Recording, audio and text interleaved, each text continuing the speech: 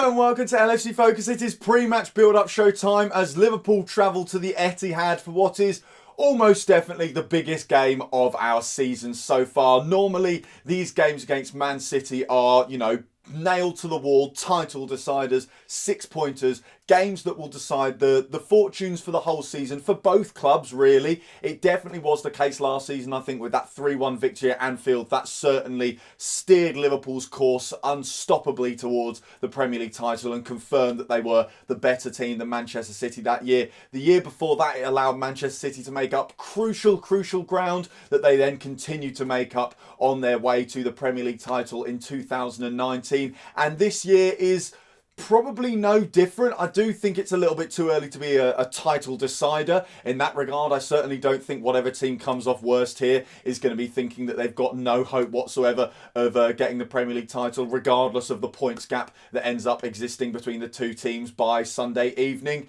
But it is definitely going to be a huge bellwether, like I said, for which team is on the right course. As I said, last season, that game in November, I think we already kind of had our suspicions, but it definitely confirmed that Liverpool were a better and more complete side than Man City that year. The signs were already there. They'd lost a few games that they really shouldn't be dropping points in, and Liverpool had of course, been absolutely relentless. But it felt like a confirmation that Liverpool were the ones that were the absolute, unequivocally favourites for the Premier League title. And I think it's slightly different this season, of course. There's so many different permutations coming into it. The way everything's panning out with the pandemic and the fact that I don't think either team is really going to push the 100-point barrier this time around. I think if you break 90 points this year, you should really have the Premier League title in the bag. I certainly can't see any team, let alone two of them, getting much further along than that mark because of how congested the fixtures are and the injuries that are going to come from that and the squad rotation that's going to be necessary. But it's almost definitely the case that both teams are going to be putting out probably the best sides they possibly can for this game. I don't think we're going to see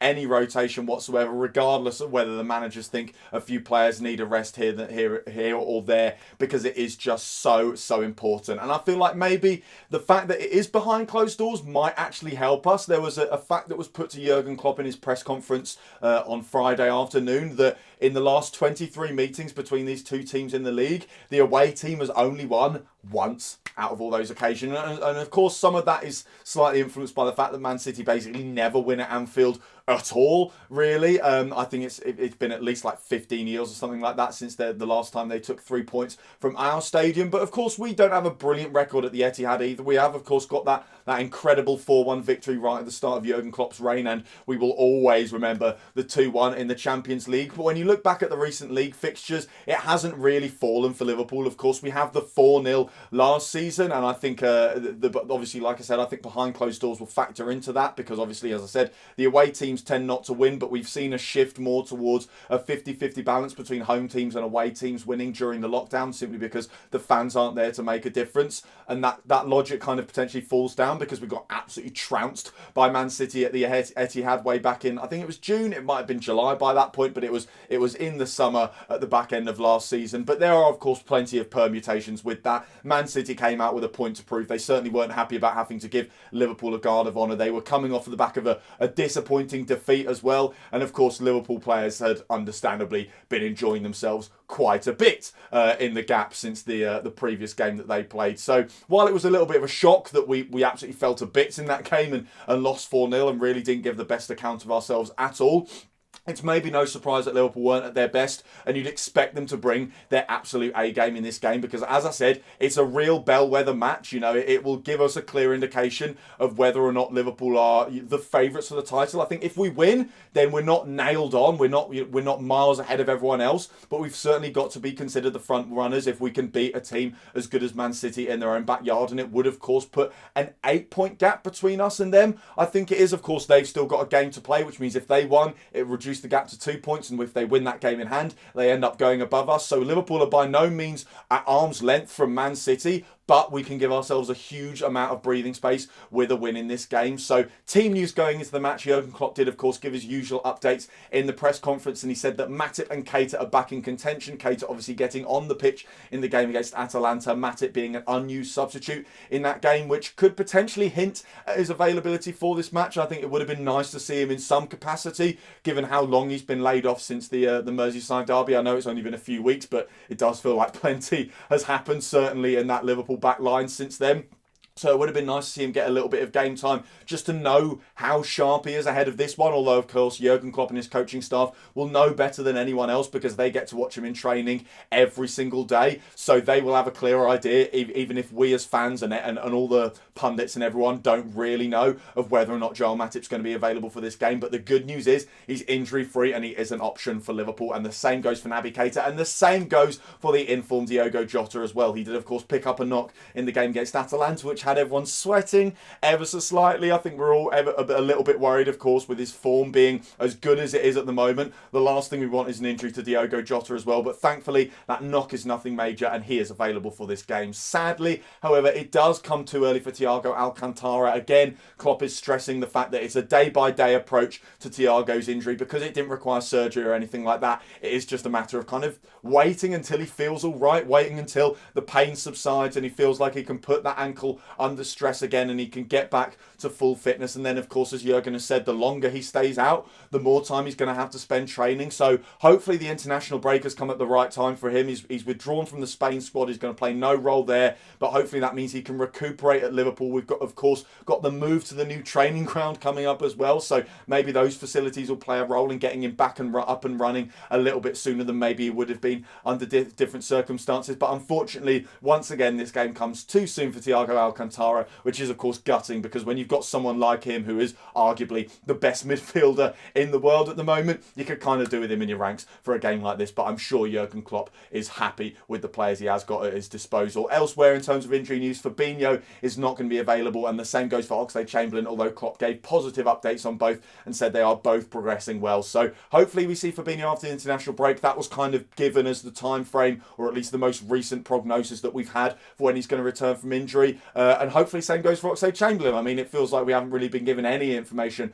whatsoever on when he's going to return. And once again, I think the club are definitely exercising caution there. But hopefully, again, this international break has come at the right time to allow those players to build up a bit more fitness and then hopefully return in a couple of weeks' time when we play against Leicester at home. So as for how I think Liverpool are going to line up then, and I think there's a couple of really big calls for Jurgen Klopp to make with his starting 11. One of the calls that isn't going to be that difficult is the goalkeeper. Of course, it's definitely going to be Alisson Becker, as long as, touch wood, nothing happens in terms of injuries and training between now and kick-off on Sunday evening. Ahead of him, I think this is where he's got the first big decision to make. Joe Gomez almost definitely starts, barring any late fitness issues. And then I think alongside him, I actually think he might go for Reece Williams, and that's a little bit of an outside shout, of course, with Joel Matip returning, but we do have to be careful. You know, Joel Matip was thrown straight back into the starting 11 after the international break for the Merseyside derby, and we all know how that panned out. He hasn't kicked a ball on a pitch for Liverpool since then. So we do have to be exercising caution. And if he didn't play any role in the game against Atalanta,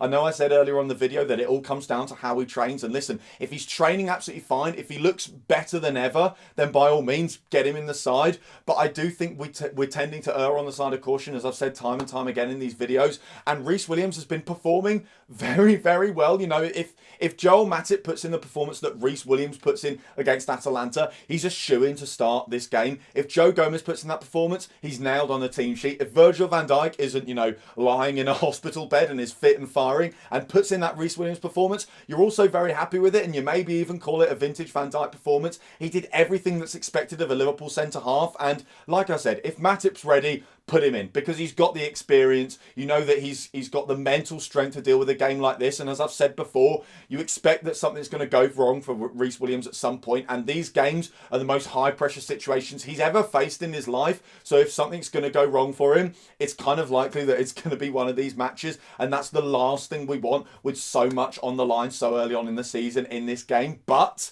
like I said, I was so happy with the Atalanta performance. I think since he's been coming into the side, he's barely put a foot wrong. And I think you have to reward that at the end of the day. And listen, if it's going wrong for him, you can hook him at half-time. You can get Joel Matip on. You've got that option there. But I would love to see Reece Williams get another chance in this game, because if it goes well for him, then that is a huge step forward for him. That's a huge feather in his cap, and it will do his development at Liverpool the world of good. And given the situation we've got at centre-half at the moment, having someone like Reece Williams come on in leaps and bounds in his his development to the point where he can be considered a viable option as a senior centre-half at Liverpool would be so important for us in alleviating the concerns we have at centre-half. So I would love to see him start at centre-half this game alongside Joe Gomez. Either side of the centre-halves, I think it's going to have to be Trent and Robbo. I mean, after the international break, we're going to have a serious think about how we use those two, because they are just going to be shattered. They're not going to get any respite over the international break either. Robertson's got a huge game coming up on Thursday with the one-off European qualifier against Serbia, I think it is. So hopefully he hasn't got one eye on that, but of course he's not going to get any rest over the international break. Likewise, Trent's going to have to play some role in the 3 games that England are going to be playing. So after the international break, we have to think about what we're going to do. But thankfully, Robbo only has to play the hour against Atalanta. Trent gets hooked on about 78 minutes or something like that for Nico Williams. So they've had a little bit of a rest there. And listen, if we're 5-0 up at the Etihad with half an hour to go, I know it sounds ridiculous, but stranger things have happened. Then by all means, get the lads off, give them a rest, get Tsimikas on, get Williams on, do what you can to give those important players a little bit of a rest. But because the game is so huge, we simply can't afford to be rotating at all. And I think as a result, it's got to be Trent and Robbo as your fullbacks. Ahead of them in the midfield, I think Klopp plays it safe and brings back the midfield that was causing so many headaches for fans a couple of years ago. I think it is going to be Henderson in the deep role, Gini Wijnaldum on one side of him, and James Milner on the other. I know Keita's back and you kind of want him in there as a more attacking option, but away from home against a team like Man City, you've got to be a bit more pragmatic with how you set up your midfield. And time and again, we've seen Jurgen Klopp use those 3. Often when the other options aren't available, once Firmino got established himself in the side, he was very much seen as the go-to number 6 in a game like this. But before that, these 3 were Jurgen Klopp's tried and trusted trio. And I think this game is going to be no different. Like I said, you've got Keita as an option, but we're still not quite sure about what he can offer us defensively. He does leave gaps. The same goes for Curtis Jones, although I think he's improved a little bit on that front over the last few games. Certainly against Atalanta, he was more of a number 8 for Liverpool than maybe the deep line 10 he's been in the past. I look back at the game against Leeds at the start of the season and the half hour Curtis Jones played. He did bomb forward a little bit too much for my liking, and while you don't really want to necessarily take that completely out of his game, because he's a great creative player, he's fantastic in the box, he's got great feet, and you want him to make the most of that, but at the same time, he does need to become a bit more of a functional number 8 if he wants to work within that midfield role in this Liverpool system. So in the meantime, while he's still getting used to it, and while Keita's still getting used to it to an extent, although I think he's a little bit further along, we've certainly seen some very good kind of Gini Wijnaldum, Jordan Henderson type performances from him this season. I'd say maybe closer to Gini Wijnaldum in terms of sometimes you just don't notice him, and if anything, that's kind of a good thing. But I don't think he's quite at the level yet compared to players like Gini Wijnaldum, who is the finished article in that regard. And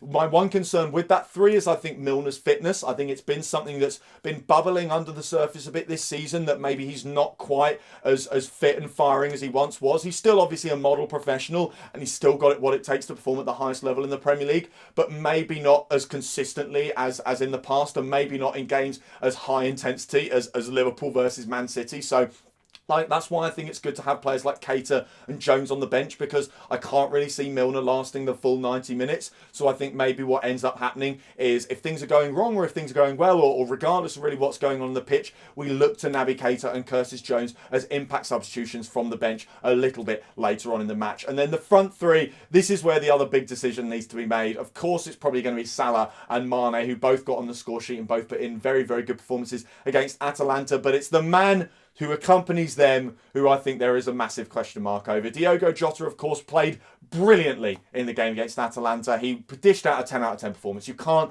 complain about anything he did in that match. And he didn't just do brilliantly for himself, he did brilliantly for the players around him as well. He got the best out of Salah, the best out of Mane, the best out of the midfield, the fullbacks as well. He was doing everything you want from a forward in a Liverpool shirt. So it feels so harsh to even suggest that he could be dropped out of the side, especially given that Firmino's form hasn't been great so far this season. I think it's fair to say we're all aware of that by now. But Jurgen Klopp was asked about this in his press conference, and he brought up just how much Roberto Firmino has done for Liverpool, not just in terms of scoring goals, but in terms of match-winning performances where he doesn't necessarily register anything in terms of big numbers. He doesn't get an assist, he doesn't get a goal, but he wins the game for Liverpool based purely on the way he allows the system to function perfectly. And that is no more evident than in these games. These are the matches where Firmino becomes really important for Liverpool. You look back on the massive games for him, you think of Champions League matches, you think of away performances against the Big Six. Bobby Firmino's the linchpin that gets the best. Like I said, Jota did it against Atalanta, but Firmino's been doing it for years, getting the best out of Salah and Mane,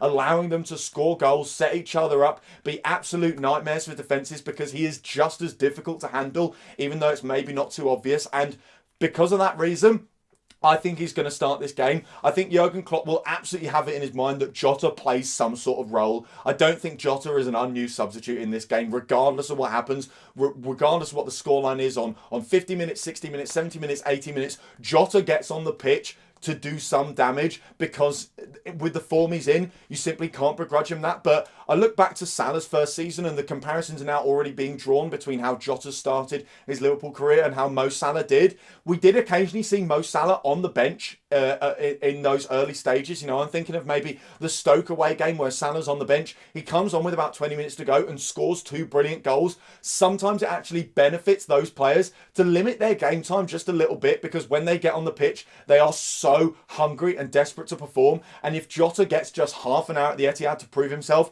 I'd back him to score a goal regardless of what's going on in the rest of the game. So I think because he's so important to the system, especially in these games away from home against the Big Six, I think Firmino will start, but I do think we will see plenty of Jota. And listen, I wouldn't be surprised if he starts, but if I had to put money down on it, I think we're going to see Roberto Firmino. So taking a quick look at Manchester City then, in terms of injury news, they are of course without the scourge of Liverpool's defence, Sergio Aguero. So thankfully, he won't be around to collect his customary goal against Liverpool whenever we play Man City at the Etihad. That's basically just become a thing that happens every game these days. So it is, of course, a massive boost for Liverpool that he's not available. Fernandinho as well is looking like he's still going to be sidelined for them. Another huge boost. We know how important he is to them defensively in these big games. He is massive in that midfield, especially when they're coming up against a team that you'd expect to counter-attack as often and as effectively as Liverpool do. Those cynical fouls that he puts in, as well as his positional play. I'm not saying he's just a dirty player who hacks people down and does nothing else.